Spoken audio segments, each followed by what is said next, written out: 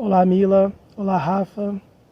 Satisfação enorme poder contribuir de alguma forma com o canal Rotas Nativas, do qual eu sou seguidor, acompanho sempre e me inspiro bastante, porque vocês sabem que eu também sou um pouco viajante, né? Inclusive, recentemente estive aí na região do Circuito do Ouro, daí nas Minas Gerais, e essas ideias, né, essas reflexões que eu vou trazer aqui, elas foram feitas nessas viagens, né? Então eu acho importante esses momentos de troca. A gente tem toda a nossa formação na escola, a gente aprende uma série de coisas nos livros didáticos, daí quem faz o curso de História na faculdade vai para os livros, vai para a historiografia, aprende outras coisas, mas a gente acaba dando sentido para essas coisas quando a gente experimenta, quando a gente vivencia, né? Quando a gente mergulha de fato nessas realidades, né? E os patrimônios, eles são esses resquícios do passado que continuam dialogando no presente com a gente, né? E que vão permanecer para as gerações futuras, tentando repensar o próprio modo pelo qual a história nos é ensinada muitas vezes, né? Então, né, chamar a atenção para a necessidade de olhar com outros olhos esses espaços, né? Tentando tirar um pouco o foco desse protagonismo português, que nos livros didáticos, por exemplo, quando a gente vai falar das cidades mineiras, se fala sempre dos bandeirantes paulistas que foram lá e encontraram ouro e montaram uma cidade e tudo mais. Só que a gente não para para pensar quem foram efetivamente as pessoas que construíram essas cidades, né? É importante a gente se lembrar sempre que quem colocava a mão na massa de verdade durante todo o período colonial e o período imperial era a mão de obra de origem africana, né?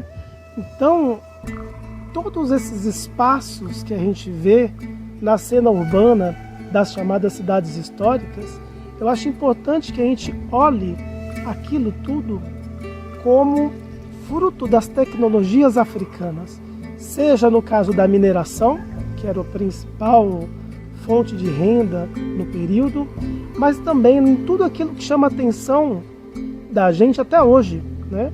Seja no que diz respeito à arquitetura, né? A marcenaria, a carpintaria que estão associadas a ela, a construção civil de uma maneira geral, as artes plásticas, né? Toda essa estrutura do barroco, né? Que a gente tem lá no Barroco Mineiro, que é característico dessa região que vocês estão circulando, ela está muito associada, né? O fundamento tecnológico disso está muito associado a essa ancestralidade africana, né? Porque se a gente for pensar, os escravizados, quando chegavam aqui, eles não eram submetidos a nenhum tipo de curso de especialização para aprender a lidar com o ouro, enfim, para aprender a lidar com os diamantes ou com a carpintaria e tudo mais, né?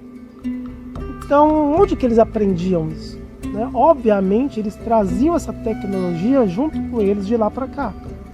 Não por acaso, os escravizados mais valorizados nas áreas de extração aurífera vinham de uma região na África que também se chamava Costa do Ouro, né? Então não existe coincidência isso, né? Quando a gente fala de artes plásticas ou de escultura propriamente dita, né, a gente tem um personagem, né, a gente tem aí um artista que é de extrema importância, né, que as pessoas chamam, né, conhecem pela alcunha de Aleijadinho, mas que tem o nome de Antônio Francisco Lisboa, que muitas vezes não aparece, né, com o devido relevo o fato desse sujeito ser negro, né? ele filho de português com uma escrava, ele é a expressão máxima desse artista que atuava no Brasil colonial, né? Então, não por acaso, né, ele atuava em toda essa região, hoje em dia conhecida como o Circuito das Minas, né? Seja pela sua habilidade, né, principalmente na arte sacra, principalmente na escultura. A gente consegue perceber na sua obra uma série de elementos, né, que aproximam aquela imagem, ou aquelas imagens sacras, da fisionomia do povo, né? A gente vê ali traços negroides, né, nas suas esculturas, nas suas pinturas, né? Então é importante a gente chamar a atenção que durante quase todo o período colonial houve, né, o protagonismo dos artistas populares de origem africana, de origem negra, né? Esse paradigma ele só vai ser transformado quando a família real chega ao Brasil no início do século XIX e estabelece ali a Escola Real de Belas Artes, né? A partir daí a gente vai ter uma separação entre a chamada arte acadêmica e a arte popular, né? E aí esses artistas eles vão deixar de ser reconhecidos como artistas e vai ter aí essa separação entre o que é arte, o que é artesanato, enfim, né? Então a origem, né, desse preconceito da arte popular tem muito a ver com esse processo de institucionalização das artes do nosso país, né? Mas quando a gente fala, né, dessas cidades históricas, muitas vezes não se reconhece o protagonismo desses artistas populares de origem africana, né, na feitura de todos esses elementos tão belos na cena urbana dessas cidades, né? Então esse daí é um ponto que eu acho importante chamar a atenção. O outro ponto que eu acho importante chamar a atenção diz respeito aos elementos simbólicos que estão muito ligados a essas cidades, né? Mais especificamente eu queria chamar a atenção aqui para a cidade de Tiradentes, né? Porque quando a gente pensa o próprio nome da cidade, Tiradentes, a gente para e pensa, poxa, será que ela sempre teve esse nome, né? Será que a própria figura do Tiradentes ela sempre foi ovacionada como ela é até hoje? E a resposta é não, né? O Tiradentes ele faz parte daquele grupo que ficou conhecido como os Inconfidentes, né? E se a gente vai parar para pensar o que significa inconfidente? Inconfidente significa traidor, significa aquele em quem não se deve confiar. Inconfidente, você não deve confiar no inconfidente. E por que eles receberam esse nome de inconfidentes? Receberam esse nome durante ainda o período colonial, né? Então eles foram acusados de traição pelo rei de Portugal e durante todo o período colonial e imperial, todos esses nomes eles estavam lá, né, no lixo da história, né? Ninguém queria saber dos inconfidentes, ninguém queria lidar com esses traidores, né? Mas é importante a gente pensar, né, quando esses sujeitos foram reabilitados pela história, né?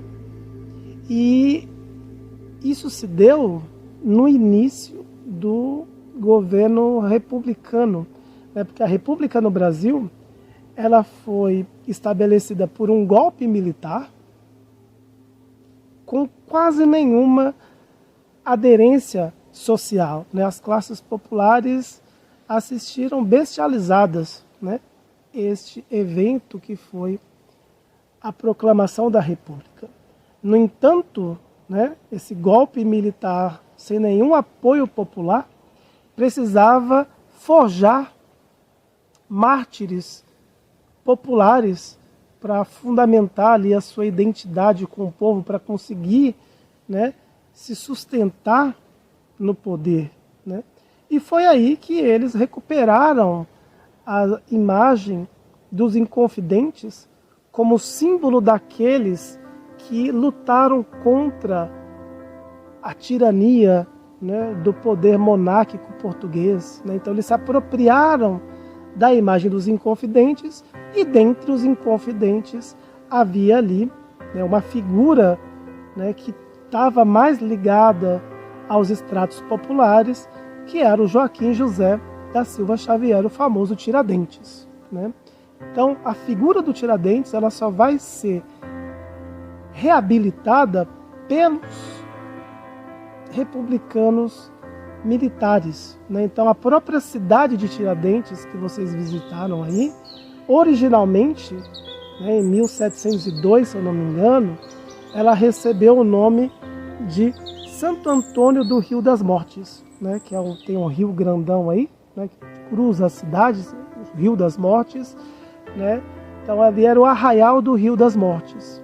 No ano de 1718, né, ela vai se chamar de Vila de São José, em homenagem ao príncipe, né, José. No ano de 1889, ou seja, no próprio ano da proclamação da República, este município ele é rebatizado com o nome de Tiradentes, né, neste afã de recuperar a memória, né, dos Inconfidentes, para tentar ter ali uma identidade minimamente popular para este golpe militar que inaugurou a República aqui no Brasil.